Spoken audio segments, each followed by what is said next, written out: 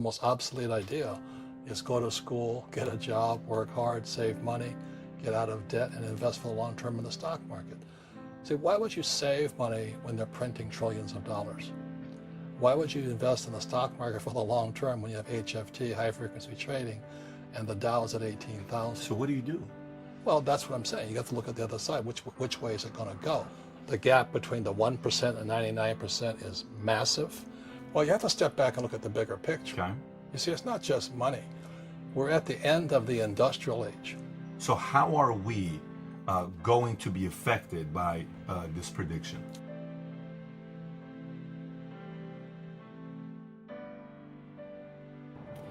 In every one of us is a poor person. There's still a poor person inside me. And I still go to the supermarket and say, oh, Crest is on sale or Colgate's on sale. There's also a middle class person. And the middle class person wants security. They want that steady paycheck. And there's a rich person. And they're all inside of us except that it's not taught. You're taught to go to school, get a job, and get a paycheck. You're not taught to how to get rich. If you read Rich Dad, Poor Dad, my rich dad refused to pay me. He said the paycheck was one of the most damaging things you can take in your life. He says the moment you take a paycheck, you're an employee. And that's the mindset. So my rich dad never paid me. He drove my poor dad, government employee, nuts. You gotta pay people, you gotta pay people. And Rich Dad was not saying that the paycheck was bad. He says you didn't want to be a slave to money. So as an entrepreneur, if Rich Dad folded, I just started another company. I don't need a paycheck. I don't need anybody to take care of me. If my government doesn't like me, I move to another country because they need entrepreneurs. Mm-hmm. So the entrepreneur is not so much the business. The entrepreneur is really the mindset and the skill sets and the different set of rules. You see, I don't operate, small business does not operate in the same rules as big business. Entrepreneur is a mindset first, a skill set, and rules. And depending upon whether you're an employee or a small business, the rules are different. The mindsets are different. The skill sets are different. You could say one thing to somebody who's never been an entrepreneur and they're thinking about making the leap of faith into becoming an entrepreneur. What could you tell them? Well, I'll just tell them the same thing that happened to me. My last paycheck, I still remember it clearly. It was one of the worst and the best days of my life. I was in Puerto Rico. I was working for Xerox, and my boss gave me my last. It wasn't a paycheck; it was a bonus check. I think it was about $30,000, taxable. That's the only problem with that. So I got this check, and I went, "Holy mackerel!" You know what I mean? So I was excited, but I was also disturbed. And so this other guy comes up to me. His name was John, and John says to me, he says, "You're going to be back." I said, "Why?" He says, "Because you're going to fail." I looked at him and said, "Look." Few expletive words, because that's what he did. He left Xerox, failed, and he came back.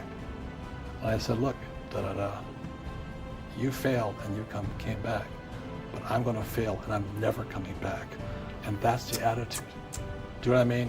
Absolutely. If you say, well, if I fail, I'll go back to mommy and daddy, then that's what you'll do.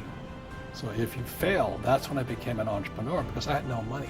I had no money for years. I didn't have a paycheck. But that's what my rich dad encouraged me to do. He says, when you don't have this paycheck, you get hungrier, smarter, and it's a test of your character. Will you become a crook? Will you become dishonest? Will you cheat and steal? Or will you become a better human being? So really, that's the benefit of becoming an entrepreneur, is you really find out who you are when you don't have anything. If you're an entrepreneur and you're going to be a big entrepreneur, leadership skills and communication skills are more important than a law degree. You always have to look at the big picture. Too many people look at, well, what's going to happen to me? When you look at the big picture, you're also going to know that when something bad happens, something good's going to happen. Mm-hmm. But you got to prepare for whatever is coming. If you think the next 20 years will be like the last 20 years, you got the cream. But most people do not check for the expiration date on their brains. Instead of get out of debt, I get into debt. I just refinanced $300 million in debt. I went from 5% to 2.5% interest. I made a fortune. Every month, more money comes in because my cost of money has gone down. So while some Especially financial today. experts are saying get out of debt, I'm saying learn how to use debt. See, when I came back from in Vietnam in January 73, the first thing my rich dad said to me was go to school to learn how to invest in real estate. It wasn't real estate, it was how to use debt and taxes. Debt and taxes make the rich richer. Debt and taxes make the poor, middle class, poor. So all the rich guys who are doctors or lawyers or, you know, those guys, they're getting creamed.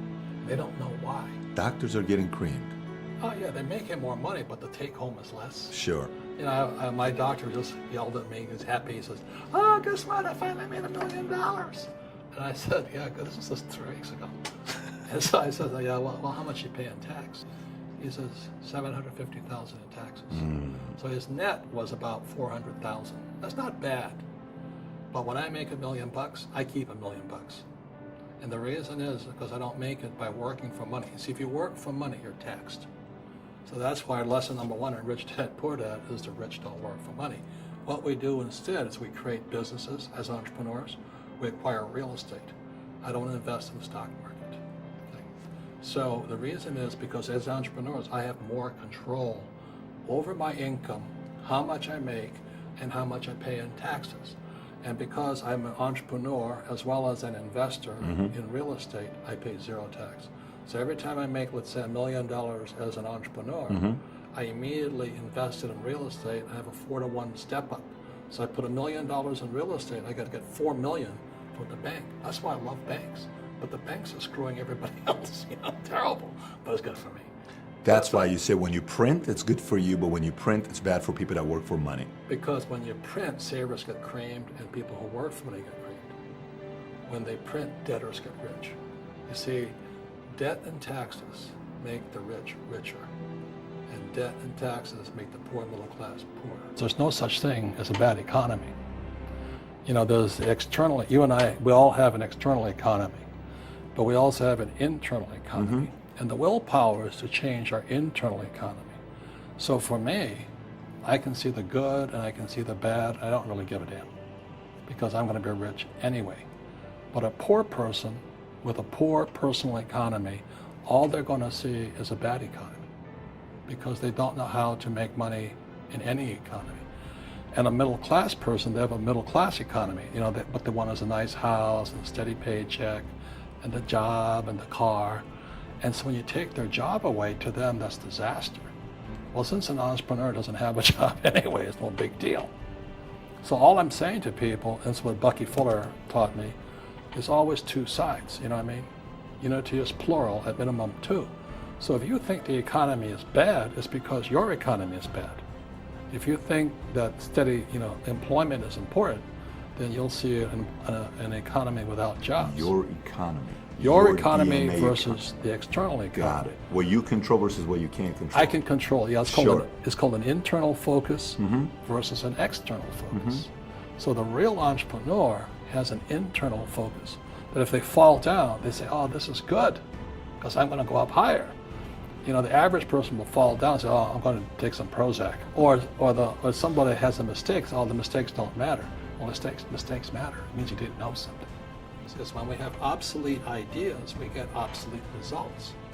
So what's happening for most people, the idea of going to school, getting a job, working hard, saving money, getting out of debt, buying your house because it's an asset, investing for the long term, is obsolete.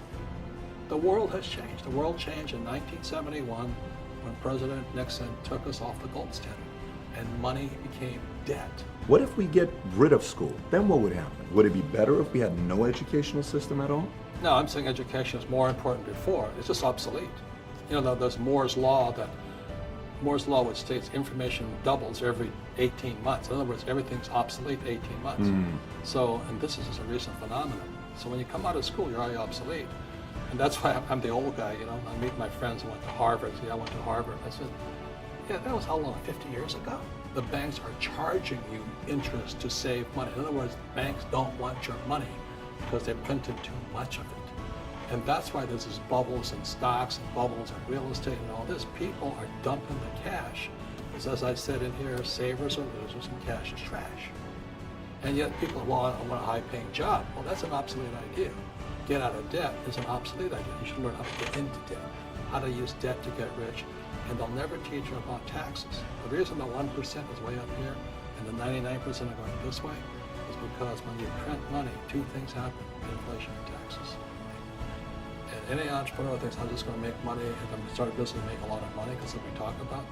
They really have got to smell the roses, man. You know, that's not what the real entrepreneurs are doing.